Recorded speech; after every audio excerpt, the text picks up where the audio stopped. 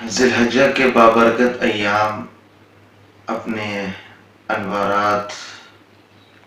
اور برکتوں کے ساتھ اپنی منزل کی طرف رواں دواں ہیں۔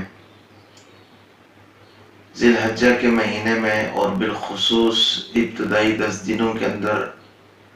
انسان اللہ کی خوب عبادت کرتا ہے، ذکر و اذکار کر کے، دیگر عبادات کر کے اللہ تعالیٰ کو راضی کرنے کی کوشش کرتا ہے اور اللہ تعالیٰ کے ساتھ اپنا ایک بہترین مضبوط تعلق بنانے کی ہر انسان کی خواہش ہوتی ہے۔ یہ جو ذی الحجہ کا مہینہ ہے، دو بڑی عبادات ایسی ہیں جو ذی الحجہ کے مہینے کے ساتھ ہی خاص ہیں۔ کوئی بھی انسان ان دو عبادات کو ذی الحجہ کے شروع 10 دنوں کے علاوہ یا شروع 12-13 دنوں کے علاوہ کوئی کسی اور مہینے کے اندر نہیں کر سکتا۔ ان میں سے ایک بڑی عبادت جو قربانی کی ہے اور دوسری بڑی عبادت حج کی ہے۔ اگر ذی الحجہ کے علاوہ یعنی 10، 11، 12 ان 3 دنوں کے علاوہ، ذی الحجہ کے ان 3 دنوں کے علاوہ کوئی کہے کہ میں قربانی کر رہا ہوں، یا میں محرم میں قربانی کر رہا ہوں، یا میں سفر میں قربانی کر رہا ہوں، تو یہ اس کی بات لغو اور بیجا ہوگی، کیونکہ قربانی کا ایک وقت مقرر ہے اور انہی اوقات کے اندر قربانی دی جا سکتی ہے۔ تو یہ قربانی کا واجب ہونا، قربانی کا لازم ہونا اور قربانی کرنا یہ ایام ذی الحجہ کے ساتھ ہی خاص ہے۔ اور قربانی ہر اس شخص پر واجب ہے جو صاحب نصاب ہو شریعت کی نظر میں، 52.5 تولہ چاندی کا مالک ہو۔ اب لازم نہیں کہ اس 52.5 تولہ چاندی پر سال گزرا ہو، بلکہ اگر عید کے دن بھی انسان اس قدر رقم کا یا اشیاء کا مالک بن جاتا ہے تو اس پر قربانی واجب ہوتی ہے۔ اور یہ قربانی کرنا انسان کے لیے ضروری ہے ہر صاحب نصاب پر، کیونکہ نبی کریم صلی اللہ علیہ وسلم کی حدیث مبارکہ ہے کہ جو شخص قربانی کرتا ہے تو ہر بال کے برابر اسے ایک نیکی ملتی ہے، اور قیامت کے دن یہی جانور اپنے کھروں اور سینگوں کے ساتھ انسان کے سامنے حاضر ہوں گے تاکہ انسان کو اس کا پورا اجر دیا جائے، پورا بدلہ دیا جائے۔ اور ایسے ہی جو شخص صاحب نصاب ہے اور صاحب نصاب ہونے کے باوجود وہ قربانی کا عمل نہیں کرتا، وہ اس سنت ابراہیمی کو زندہ نہیں کرتا، تو نبی کریم صلی اللہ علیہ وسلم کی احادیث میں صراحتاً وہی ذکر ہے کہ ایسا شخص عید والے دن ہماری عیدگاہ کی طرف نہ آئے۔ تو کتنی بڑی وعید ہے۔ اگر ہم میں سے صاحب نصاب ہیں جو لوگ، تو انہیں چاہیے کہ وہ قربانی کا عمل لازمی کریں اور اپنے گھر والوں کو، اپنے عیال کو، رشتہ داروں کو، ان میں بھی سے جو صاحب نصاب ہیں ان کو بھی اس بات کی ترغیب دیں کہ آپ نے قربانی کرنی ہے۔ اور دوسری بڑی عبادت حج ہے جو انہی دنوں میں حج کیا جاتا ہے۔ اس کے علاوہ کسی اور دن کے اندر یا کسی اور مہینے کے اندر، محرم کے اندر، سفر کے اندر حج کے ارکان اور حج جیسی عبادت نہیں ہے۔ کوئی کہے کہ محرم سفر کے اندر حج کر رہا ہوں تو وہ بیجا اور لغو بات کر رہا ہے، کیونکہ حج کے جو ایام ہیں وہ ایام ذی الحجہ کے اندر ہی ہے۔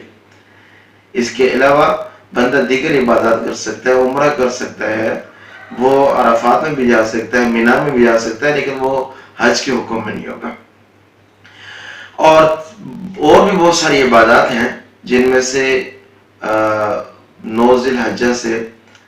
یوم عرفہ کی فجر سے لے کر 13 ذی الحجہ کی عصر تک ان ایام میں تکبیرات تشریق ہیں کہ ہر فرض نماز کے بعد مرد متوسط آواز میں، چاہے وہ انفرادی نماز پڑھ رہا ہے یا وہ جماعت کے ساتھ نماز پڑھ رہا ہے یا وہ کسی گاؤں دیہات میں ہے یا کہیں شہر میں ہے، وہ ہر فرض نماز کے بعد متوسط آواز میں تکبیرات تشریق کے الفاظ دہرائے گا، جو یہ ہیں: اللہ اکبر لا الہ الا اللہ واللہ اکبر وللہ الحمد۔ مرد متوسط آواز میں پڑھیں گے اور خواتین اپنے گھروں کے اندر جب وہ تنہا نمازیں پڑھ رہی ہوں گی تو ہر فرض نماز کے بعد آہستہ آواز میں اس تکبیرات تشریق کو دہرائیں گے۔ اور اس کے علاوہ نبی کریم صلی اللہ علیہ وسلم کی حدیث مبارکہ ہے کہ 10 ذی الحجہ میں 10 ذی الحجہ کے دن سب سے بہترین عمل خون بہانا ہے. تو ہم میں سے جو صاحب نصاب ہیں وہ اس بات کے ارادہ کریں کہ اگر ہم قربانی نہیں کر رہے تو ابھی سے ہم اس اپنے ارادے کو پلٹ دیں کہ اگر ہم صاحب نصاب ہیں تو ہم ضرور بھی ضرور انشاءاللہ قربانی کریں گے اور قربانی کا عمل دہرائیں گے. اور ساتھ میں ایک بات اور بھی عرض کرتا چلوں کہ انسان کا عید کی نماز پڑھنا گویا کہ وہ اسلام کی شان و شوکت، اسلام کی طاقت اور قوت کو ظاہر کرنا ہے. اس لیے حکم ہے کہ عیدوں کو عیدگاہ کے اندر پڑھا کرو. تو جو عید کی نمازیں ہوتی ہیں یہ عیدگاہ کے اندر پڑھنی چاہیے اور زیادہ سے زیادہ لوگ عیدگاہ میں شامل ہوں عید کے اندر، تاکہ مسلمانوں کی شان و شوکت، طاقت اور قوت کا مظاہرہ ہو سکے. اب چونکہ عید سال میں عید الفطر اور عید الاضحیٰ 2 عیدیں آتی ہیں تو مناسب جانا کہ عید کا طریقہ بھی آپ کے سامنے عرض کر دوں، کیونکہ انسان خطا کا پتلا ہے، انسان بھول جاتا ہے، نسیان کا شکار ہو جاتا ہے، تو عید کا طریقہ ذہن میں نہیں رہتا. تو اسی مناسبت سے عید الفطر اور عید الاضحیٰ دونوں نمازوں کا طریقہ ایک ہی ہے. دونوں نمازیں ایک ہی طریقے سے ادا کی جائیں گی. سب سے پہلے آپ نیت کریں گے اور نیت میں آپ 6 زائد تکبیروں کا بھی ذکر کریں گے، اور نیت کرنے کے بعد سب سے پہلے امام اللہ اکبر کہہ کے ہاتھ باندھیں گے، اور ہاتھ باندھنے کے بعد وہ ثنا سبحانک اللہم و بحمدک و تبارک اسمک و تعالی جدک و لا الہ غیرک پڑھیں گے. اور اس کے بعد پھر ہاتھ اٹھا کر 3 تکبیرات، جن میں سے 2 کہہ کے اللہ اوپر کہہ کے ہاتھ چھوڑ دینا ہے،